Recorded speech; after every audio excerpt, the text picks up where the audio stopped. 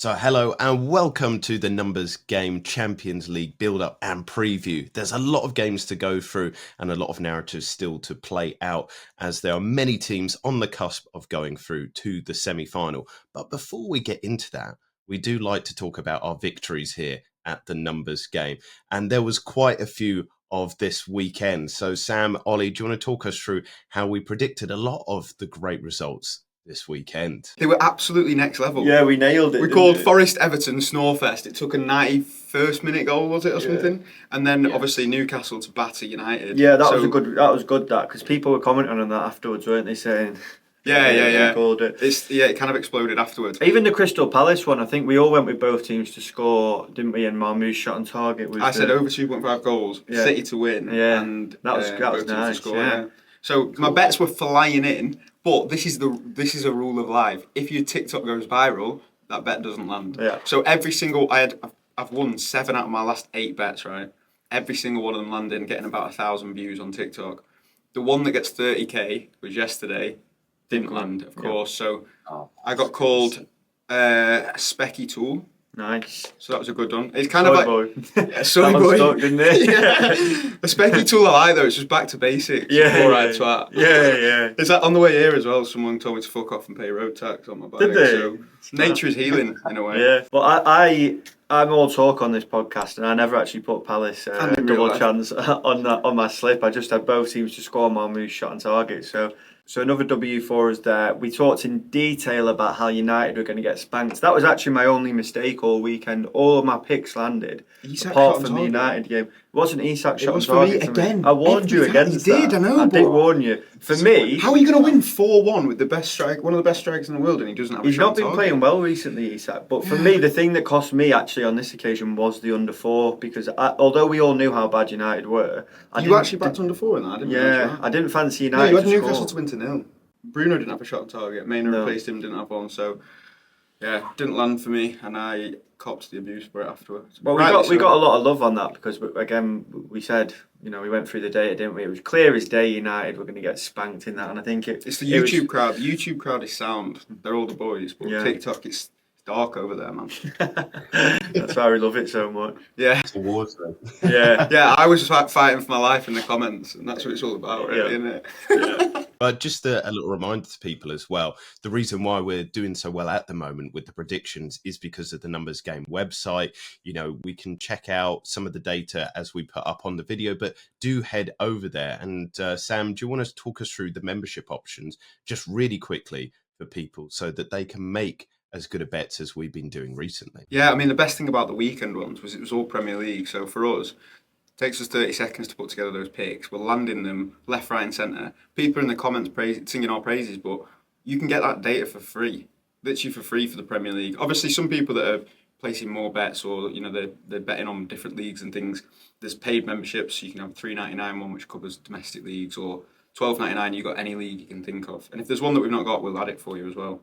And then we've also got a tipster package, so you join us in the Discord and we do all sorts of sports and multiple daily tips in there. So you earn your money back pretty quickly, as anyone will attest. Well, Lewis, the tipster that you'll be paying for, wish he was here today. Miss him so much. He landed in 11-1 on Saturday. So straight off the rip you put a couple of quid on that and you've paid for your tipster package for the month anyway. So. Yeah. So let's go into some of the data predictions and the analysis that we have. Aston Villa, first of all, against PSG. It's a 3-1 that they have to overturn on Tuesday night, but they're at home in the second leg here. And I think they have a capability to capitalise and maybe punish PSG for the dominance that they have in these games. We saw with their counter-attacking goal. But am I looking at it wrong? Well, what are you guys saying? Ollie, what's your kind of pick with this one? Yeah, so I think we've talked about how good Aston Villa are at home before and how bad their away form is in comparison. So Villa are 4th in the Premier League for their home form. And I think when that Villa Park gets fired up, it's a tough place to play in. And they will be fired up. This, for me, is their biggest game in over 40 years since they actually won this competition in 81, 82. So there'll be a lot of anticipation amongst Villa fans today. I think PSG have been probably the team to beat in the latter half of this competition. They lost early doors away at Arsenal and Bayern, but since then, They beat Salzburg 3-0 away from home, Stuttgart 4-1 away from home, Brest 3-0, and they beat Liverpool at Anfield, of course. So PSG are, for me, the best footballing team in the tournament at the moment. They just play brilliant football. But I wouldn't rule Villa out. They've got a manager who knows exactly how to win in European competitions. They've got extremely good attacking talent. They've got the home crowd on the side. They've got a lot of form at the moment. They're playing really good football. And I think that, there's goals in this Villa team. And PSG, not this PSG team, but PSG teams of old, have always been get out of in this competition. So I think Villa fans will have some confidence, but I do think that this is PSG's to lose, and I do think that PSG will qualify. It's worth saying as well that PSG didn't play at the weekend, whereas Villa obviously played against Southampton, which isn't the trickiest game in the world, but there was less rotation than I think we expected in Emery's 11, so PSG will be a little bit fresher. See, I had highlighted the exact same thing, that PSG didn't have a game at the weekend. And in my head, I kind of thought you can spin that both ways, can't you? Because Villa, yeah, they're in the match rhythm, but PSG, it's only a week off, which some players will be glad for. However, Villa, they weren't exactly battling out for 90 minutes in a big derby or something. They had a basically training game against one of the worst sides in Premier League history, as Jason highlighted in our short recently. Yeah. So it's it's almost like a training game, and the players got to run out, and it could go either way. That it's hard to predict how that will affect the outcome. But PSG are good value. I think that's worth highlighting. But we know that Villa are unreal at home. Villa have got 6 clean sheets from the last 10, but one of those games was against PSG where they conceded 3. They're not playing PSG every week, who a lot of people would say now are the best side, like you say, in the competition in Europe. So it's a difficult one because, as I mentioned, they'd happily take a draw. I think Rashford started scoring, but again, it's against kind of inferior opposition. Rashford's got a history against PSG though, hasn't he? He does like playing him. He's bagged a few goals for United against PSG in big games. That was the biggest moment. That's one of my favourite ever moments as a United fan. That. It's worth saying, I think, if you're looking at player stats, it's tempting to go for Dembele because we all know how explosive he's been, but it's actually been the young lad Desire Yes! who's been holding the mantle recently. 5 goals in his last 5 games. He averages 1.5 shots on target per game. And this PSG side are not a side who you want to give space to on the counter. They've got so much pace and so much technical ability that Villa's high line could look like a snack to them. So I think I wouldn't be surprised to even see a PSG victory, but at those kind of odds, it's not even worth touching for me. So this new PSG, you'd say back in the day, stacked full of superstars, they're not willing to put the work in, etc. But this team now, having the fact that they'll take a draw / a 1-0 loss, they might be happy to sit in and just retain possession. They can kill you with possession at Enrique's side, and then obviously Villa, play that high line so they could get in behind if Villa do try and go for it, which they have to. So it's a tough one, but I also highlighted it. It's got to be Doué instead. You can shove your Dembele up your arse now.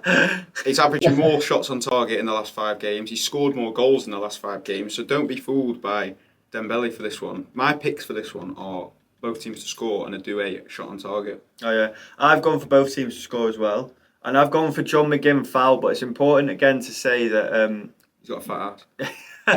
yeah. John McGinn twerking his way to a yellow card. No, I think you've got to make sure that if he doesn't start, then it's void off the slip because you don't want him coming on. Even if he did come on, he probably would. But I'm going to go with both teams to score, John McGinn foul. And I went for Rashford shot on target for the reasons we talked about. I think he's so direct. He's got history against PSG, and I think he'll be bang up for it. Weirdly, he seems to be starting ahead of Ollie Watkins as well. But even if Watkins does play, Rashford can play off either side. So I think I'll go for Rashford shot on target. Yeah, he's averaged nearly 2 in his last 10. Like I say, it was against more inferior opposition. I hope we get the Rashford of old who would step up and thrive against top opposition, but my fear is that I've not seen that Rashford in a few years, and maybe you just enjoy playing against Preston. Yeah.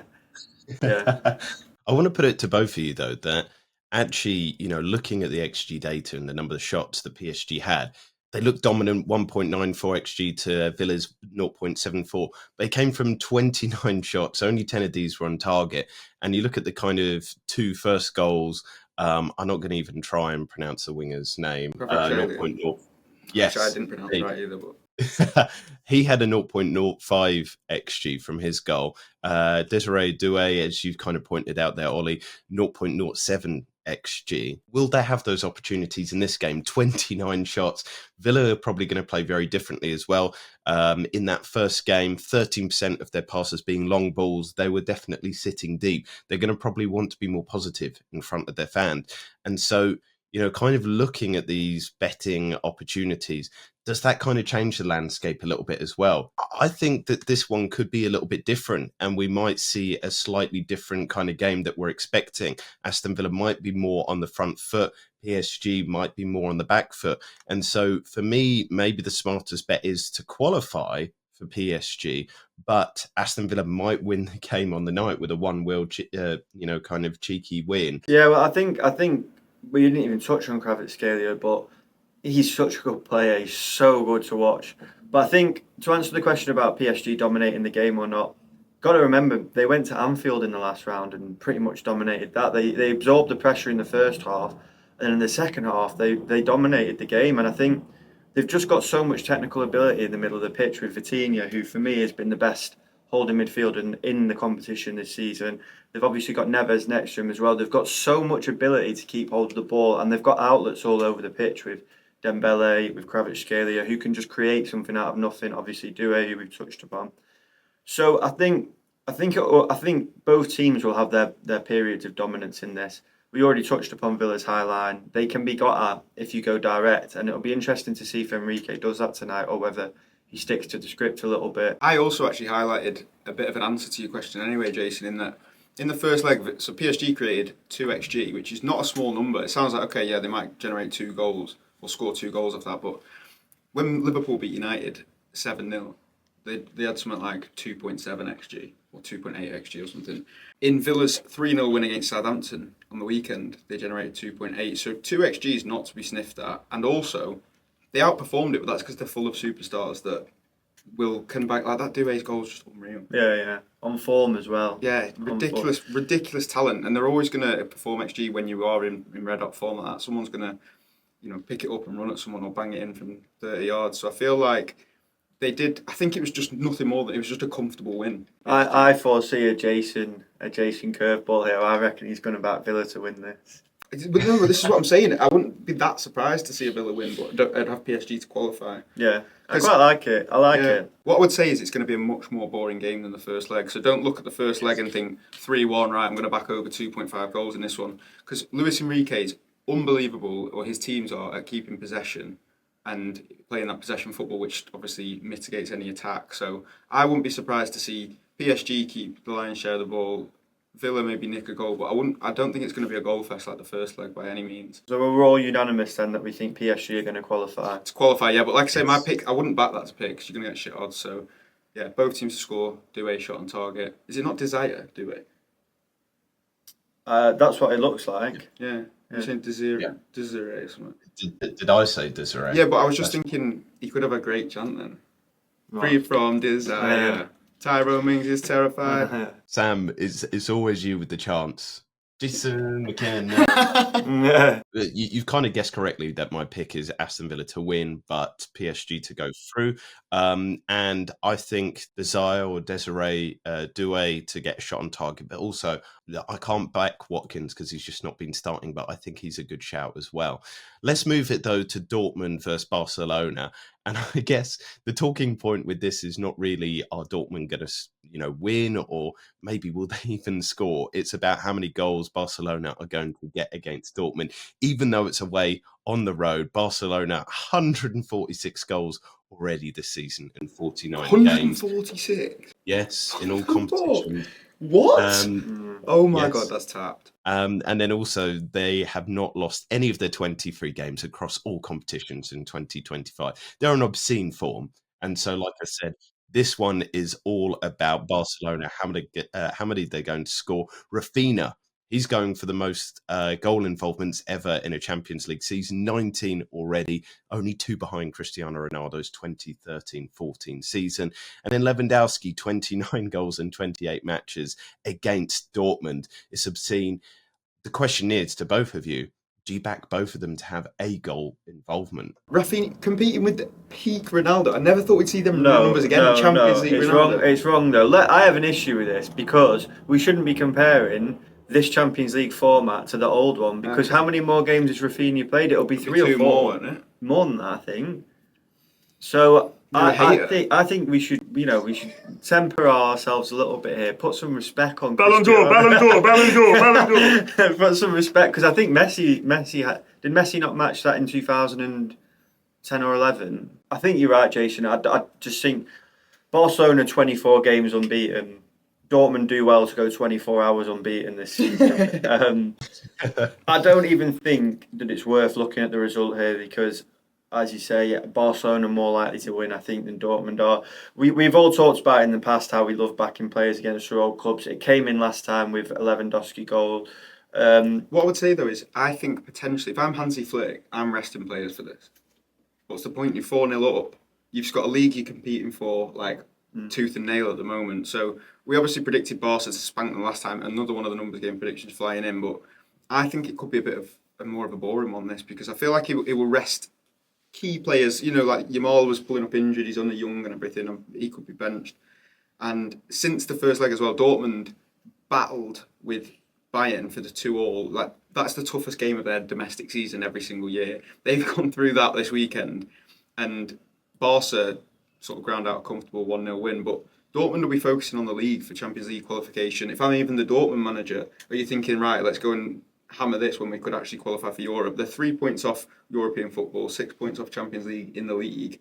Are you really going to go? I think they have to go for it, don't they? You can't turn up to a Champions League game at home in the quarterfinals and not try and win it in front of the yellow wall. Yeah, and I think Barcelona, I get what you're saying. They might make 1 or 2 changes, but the 24 games unbeaten in the quarterfinal of the Champions League. Rafinha, for instance, is so important to the way that they play. I can't see players like him being rested. Yamal might be rested. I wouldn't dispute that. He's so key to their creativity, though, not just the goals. And obviously, Rafinha's like in unbelievable form. But Yamal, we've seen when he doesn't play, their creativity as a team goes down quite a lot. And I'm not saying that Dortmund are going to win or anything like that, but I wouldn't be that surprised if it was like 1-1 or something. A bit more boring than that's why my picks are Guirassy and Rafinha. Yes! To have a shot on target. Guirassy, the boy! I don't know why you're celebrating, because we back Guirassy to have a shot on target every single time he plays a football match. Yeah, I know, and I'm printing dough. Guirassy shot on target and Rafinha shot on target, I think. Barcelona will always carry a threat on the break. Rafinha makes those runs in behind, doesn't he? And when you're in form like that, as we just said, going for the Ballon d'Or. You're going for the Ballon. There's no wanting way to break records. Yeah, agreed. He's gonna fashion a shot no matter what happens, isn't he? And then Guirassy, he's the focal point of Dortmund's attack. He's actually on a half decent form. I mean, he didn't score at the weekend, but did you see the way he flicked the ball? I didn't watch the game. Yeah, and he. It was a beautiful touch, flick, keeper saved it and it bounced down and it got tapped in, but it was an unbelievable little move from him. And if Dortmund really do fancy themselves to get something from this game, Guirassy will be central to that. So nice. I like it. We're on the same page for once. Jason? My question was, is it too hot to go with Rafinha or Lewandowski to get a goal involvement? I think it's got to be over 2.5 goals, but I'm just not sure which one I'm backing. I think probably Rafinha coupled up with the over 2.5 goals to get a goal involvement is the one for me. I just don't see them not scoring. Like we've kind of pointed out, Rafinha's going for the record. That will be there in his mind. I think the manager will want him to get that as well. It's an inspiration for him. Barcelona are going to dominate this game. Whatever kind of narrative you both kind of suggested there, Dortmund going for it in the league or Dortmund fighting in front of the fans, I just see themselves just not being good enough for it. Do you guys want to go on to Wednesday's matches then and start off with Real Madrid versus Arsenal? I'm not going to say my predictions yet. I'll let you guys go first, but this one could be an interesting one. Sam, start us off. What's going to happen at the Bernabeu? We all went against Arsenal in the first leg. We did, but not the AI. This is why you can't compete against the AI over a season. Or Jason. All right, you might beat every now and again. You might beat Jason once or twice, but over a full season, they're both going to smoke you. Yeah. You can run from it, hide from it. I'm pretty sure Jason said Arsenal to win to 0. You know that Jason's not an AI. We've never met him in person. A Victorian AI. Yeah. Time-travelling AI. So the AI had Arsenal's quite heavy favourites. I think from memory it was like 60-something%. No, surely not. You're just making shit up now. I think it had them at 98%. But anyway, that'll teach us a lesson. The data doesn't lie. However, it's Real Madrid, and this is how we justified going against it in the first leg. if I'm Arsenal and I'm an Arsenal fan and it's 3-0 and I'm going to the Bernabeu and you're coming up against Vinny Jr., Bellingham, Mbappe and Rodrigo, I'm not sitting comfortably on that, that's for sure. No. The thing is, Arsenal are one of the best sides in the world away from home. One of the only sides in the world, with Liverpool and maybe a couple of others, where their away form doesn't change compared to their home form. So if anyone can do it, it's them. They're also capable of keeping it very tight, conceding less than a goal a game at all times, and the XG also matches that up. They're not just getting lucky.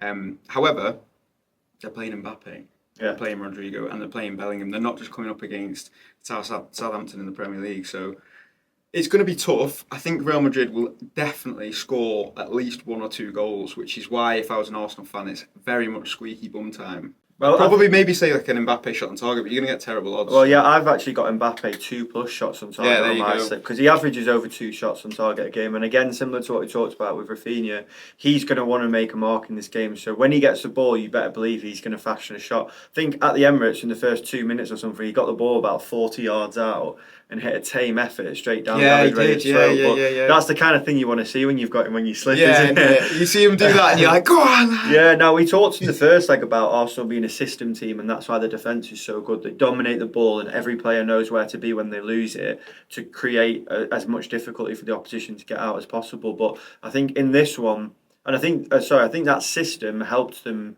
mitigate the loss of Gabriel. You didn't really feel it in the tie at the Emirates, but I think this time round with Real Madrid probably more likely to have more of the ball. I think Gabriel's his leadership ability being ripped out that team might make more of an impact, I think. But Kyrgios's been a more than capable replacement since he's come in, so it's not like you're shuffling the pack too much. But I expect Real Madrid to throw the kitchen sink. Can I say as well, this is completely arbitrary. I've got no data, no stats or anything on this, but this is just so typical of a game like this. Madrid goal within the first 15 minutes. It just happens. They come out absolutely firing. Arsenal are understandably nervous, and then it just sets up the tie to be an absolutely nerve-wracking 60-odd minutes. I can see an early Real Madrid goal, which would set the nerves alight. It would be horrible, but you just know they're going to come out the traps. Yeah. And Arsenal will be nervous. Real Madrid within 15 minutes. If you think Real Madrid are going to score within 15 minutes, then in that case... That's the long shot, by the way. I wouldn't actually necessarily like... I'm not balls on the table saying that. Right. My balls are thoroughly tucked away. Okay. Thanks for putting... They're shriveled up, actually, when I'm putting out long shots like that. Right. They're little walnut, I actually think that Arsenal will qualify for this. You'll get terrible odds for backing it, but I don't see Madrid overturning it. I think you've got one of the best defences in the league, and this isn't a Madrid side that have looked fluent at any stage this season, bar the odd half or the odd 20 minutes. And I think the Madrid team of old, when it was packed full of superstars with loads of experience, were of winning the Champions League. They could do it for 20 minutes, and win games, but I think that was an exception rather than a rule, and I think this Madrid team aren't at that status yet. Another bit of data for you both, which is kind of indicative of how good Arsenal's defence has been. Last time they conceded 3 or more goals. Do you two want to guess? Last time they conceded 2 or more? 3 or more. 3 or more. It was when they bottled the league, wasn't it? 2 years ago. Okay, that's a right ballpark, kind of 2 years. It was December the 5th, 2023. 3 goals away to Luton. Oh, wow. They won that game as well, didn't they? I remember Declan Rice last-minute header. I think it was a draw. Oh, was it? Might have been a last-minute equaliser then, yeah. It just shows you how good Arsenal are. I agree with you. I think Arsenal are going to qualify. But maybe Arsenal might not even concede again. No goals again. I'm going to back that as my kind of pick for this one. I think as well, what you kind of both said there, that Real Madrid are going to throw the kitchen sink at it. They also do still have the league to play for. So Arsenal, they can just kind of give everything with this game. They can manage it. Champions League is now their priority. I think that the fact that they're going to leave themselves very open, and we kind of saw that in the first game as well, that they have mistakes in them. Arsenal don't have to play this game. They can just counter, and they have the quality, they have the personnel to kind of, take on that opportunity. So maybe a draw is kind of, my backing would be Arsenal, double chance Arsenal or draw, and Real Madrid not to score again. That's bold, Jason. I've gone for Kylian Mbappe 2+ shots on target, Real Madrid double chance, and I'd like to just finish my bet on a sad note. I think this might be the last time we ever see Carlo Ancelotti in the Real Madrid dugout during a Champions League game. Never to see that eyebrow raised again. Yeah. That is heartbreaking. Sam, what's your picks? My sort of level-headed pick would be Madrid to win in 90 minutes. But their odds are not very good, so take it or leave it. And then the long shot, ball's not on the table. Real Madrid score within 15 minutes. So let's go on to the last game of Wednesday. And I think this one has the most scope for maybe betting and opportunities here, because this one is definitely not over. Bayern Munich arguably were unlucky not to win that first game, looking at the XG data, looking at the opportunities that they had. Harry Kane, how did he miss, two kind of absolute sitters? But Inter Milan, ran away with it from Germany. Now it's in Milan. So what are you guys saying for this one? Yeah, this is definitely the tightest of each of the ties that we're going to talk about. I think the AI has got Inter Milan 37% chance of winning, draw 26%, and Bayern Munich 37% as well. So the AI can't pick a winner, and it's understandable having watched the first leg. I think Inter, they're kind of the dark horses in the tournament. They've not been spoken about, but they've got a lot of experience. They've got a lot of talent, and the manager is a top manager. And I think we saw that in the first leg, where they were able to defend when they needed to defend, and they were able to go up the other end and get a goal when they needed to. And I think I make them favourites to qualify, of course, for this. They come into this with a 2-1 lead, and they're at home, and I'm going to back them to qualify as a result. Interestingly, similar to what we talked about when it comes to Arsenal, I think sometimes Bayern Munich, they seem to play better on the road than they do in front of their own fans. Not to slight Arsenal, not just to say that Arsenal just seem to defend better on the road. I'm going to drop the same prediction as I did last week, because it came in, and it came in nicely. Bastoni to commit a foul. Not under foot. No, I was pressing the button. Not under four. Bastoni to commit a foul. Now you mention it, though, it does sound quite safe. He's marking Elise, and what a battle that is. And what a player Bastoni is, by the way.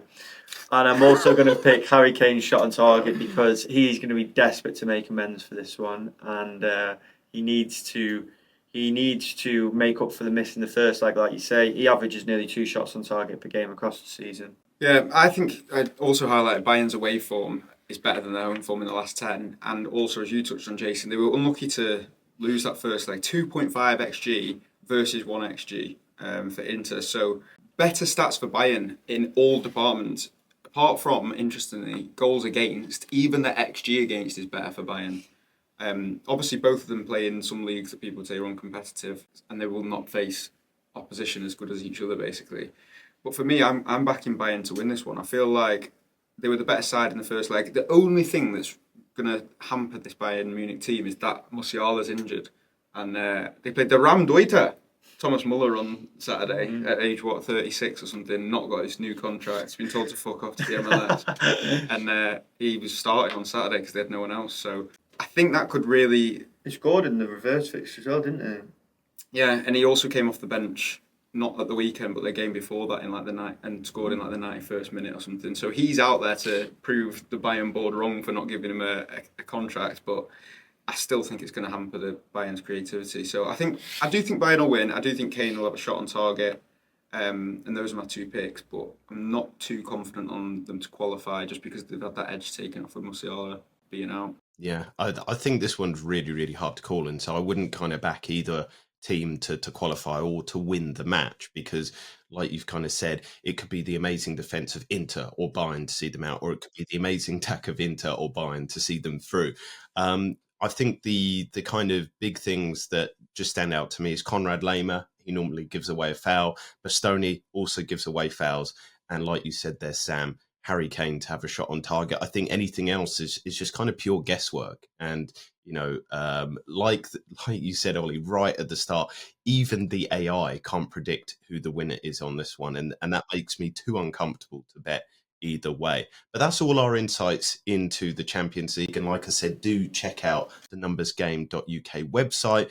Lots of this data is there for you for free, especially with the Premier League. But you can also sign up for a very good deal with the subscription. But for now, we're going to wish you the best of luck. Do comment how these bets go for you. We love to see winners. We love to praise anybody and everybody who does well with the numbers game data. But for now, we're going to wish you the best of luck, and we will see you very soon. Lovely. Yes! Great outro.